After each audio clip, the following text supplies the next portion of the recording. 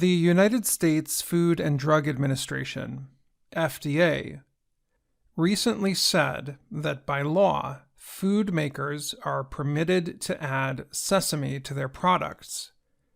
They also must identify sesame content in their foods on product packaging. Sesame is the seed of the sesamum or beni plant. It is used to make oil, and the seeds themselves are often used on bread or baked goods. The seeds come in black and white colors. Sesame is used in many foods to add a nutty flavor or some crunch. But the American nonprofit group, the Center for Science in the Public Interest, CSPI, says about 1.6 million people are allergic to the seeds. Someone who is allergic can get very sick after eating the seeds. People with the allergy usually learn to stay away from traditional foods that contain sesame. The CSPI is protesting to the FDA about a law that went into effect in January.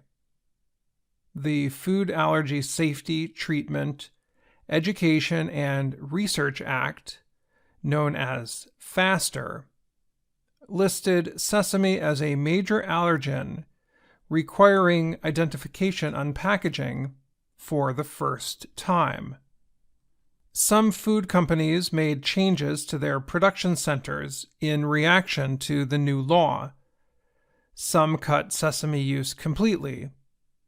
Others, however, decided to add sesame to products that did not usually contain it. As long as they identified the sesame on the food packaging, they were obeying the law fully. The CSPI and other organizations argue that adding sesame to foods that did not contain it in the past limits food choices for allergic people. Some food companies say it is too hard to prevent sesame from getting into some products, or it is too costly to change their production centers. It is easier to add sesame and identify it legally. Some restaurants are also adding sesame to their foods and noting it on menus or meal listings in order to meet the requirements of the food law. Robert Earl is a food safety advocate. He said the practice will put people with food allergies in danger of getting sick. It puts our community at greater risk, he said. Earl added that food companies and restaurants adding sesame to products reduces food choices. Earl said his organization, Food Allergy Research and Education, has received a number of complaints from people who said they got sick by eating formerly safe products.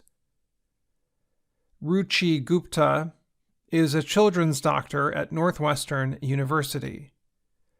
She is director of the Center for Food Allergy and Asthma Research there. Gupta called the FDA's decision disappointing and noted that the food company and restaurant changes are permitted by law.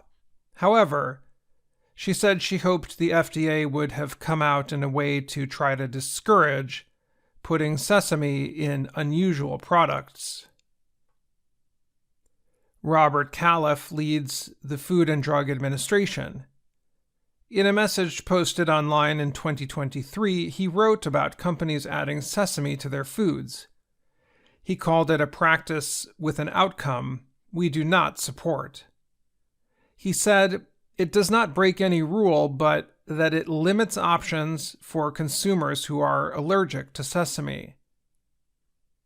He also noted that consumers should check the label every time you buy a food product, even if you have eaten it before and didn't have an allergic reaction. The FDA also said companies cannot use language like may contain sesame if the product does not contain it. Peter Lurie heads the CSPI. He said he hoped the FDA's recent statements would send a message to food companies. He said, "It's on the companies to act responsibly if the FDA is not going to force them to make changes." I'm Dan Friedel,